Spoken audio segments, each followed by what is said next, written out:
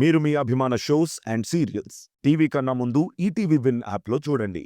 Download and subscribe to ETV win app. 99 రూపాయలు మాత్రమే.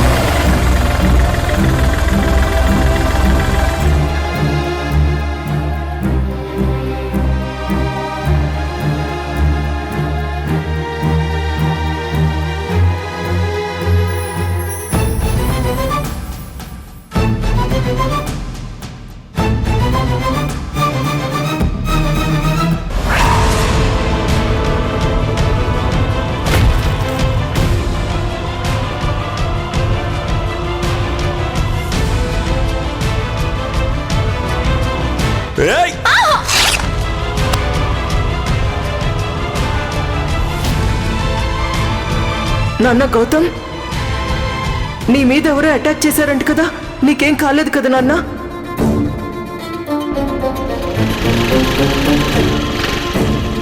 రేయ్, టీ తాగుదాం.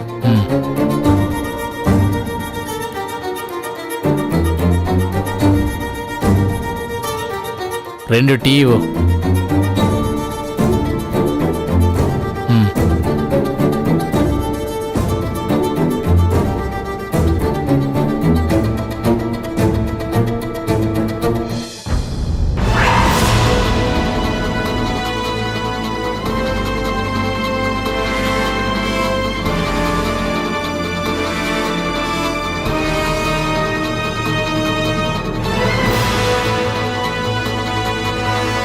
రాత్రి నా మీద అటాక్ చేసిన వాళ్ళల్లో ఒక అతని రైట్ హ్యాండ్ మీద మామ్ డాడ్ అని టాటూ ఉంది.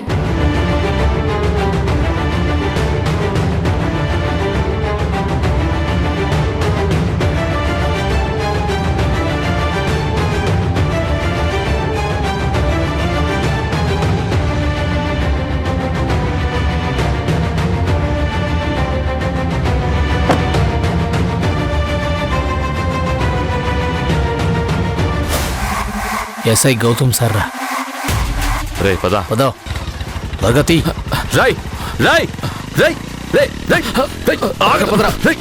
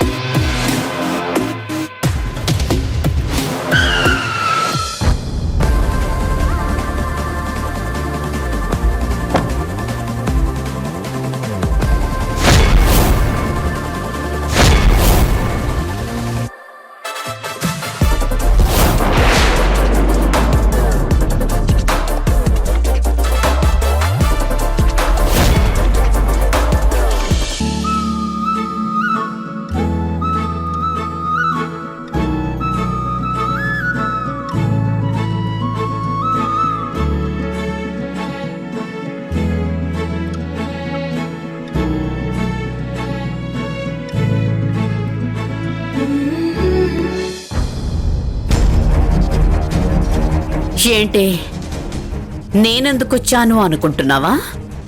ఏమీ లేదు ఛాన్సీ, నీ తెలివితేటల్ని ప్రశంసిద్దామని వచ్చాను.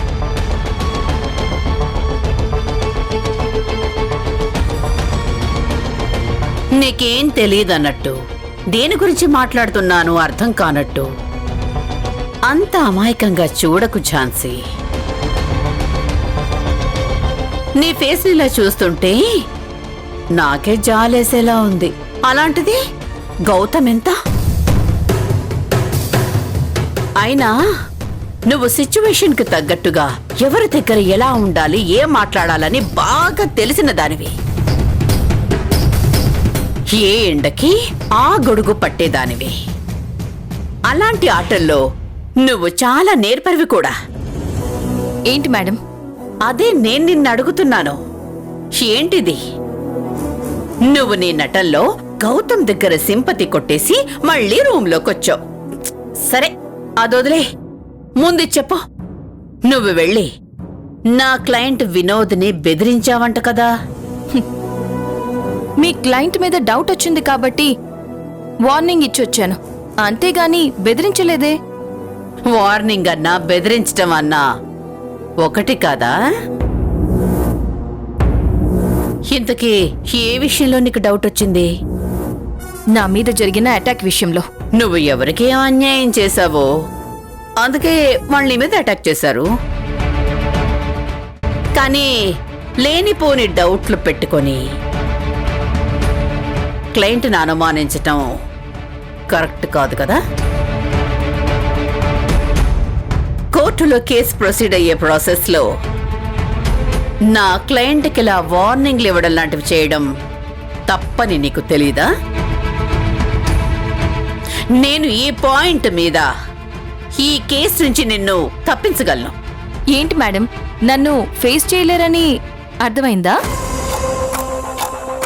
మీరు కేసు ఓడిపోతానేమోనని భయపడుతున్నారా? తప్పిస్తాను అది ఇది అంటున్నారు. ఏ ఝాన్సీ, ఈ మృణాలినికి భయమా? అసలు భయం అనేది నా బ్లడ్ లోనే లేదు. మేడం, ఎవరి బ్లడ్ లోనూ భయం ఉండదు. బ్లడ్ లో plasma, white blood cells, red blood cells, platelets కూడా ఉంటాయి. భయం అనేది ఇక్కడ ఉంటుంది. పర్వాలేదే, లాతో పాటుగా సైన్స్ కూడా బాగానే చదివినట్టున్నావు. కానీ ఈ విజ్ఞాన ప్రదర్శనలో నా దగ్గర కాదు. ఈ కేస్ నుంచి నేను తీసేయాలనుకుంటే నాకు క్షణాల్లో పని. కానీ కోర్టులో నాతో యుద్ధం చేయడానికి నాకు సరైన ప్రత్యర్థి ఉండాలి కదా. అందుకే వదిలేస్తున్నాను. సంతోషించు.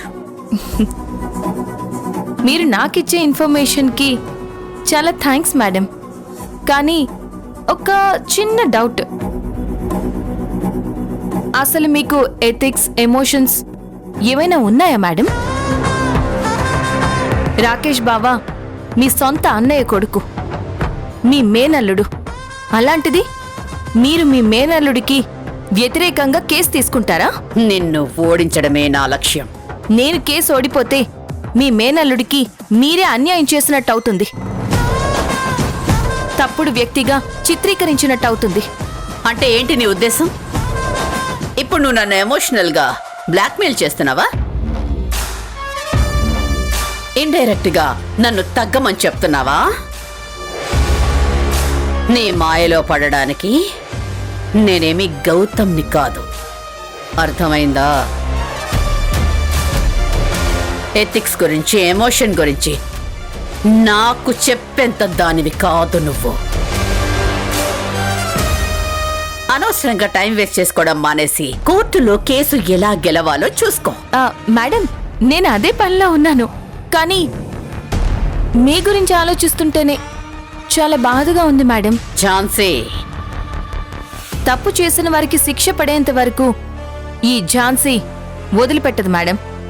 ఈ విషయం మీకు కూడా బాగా తెలుసు. All the best. Thank you madam. Wish you bad luck.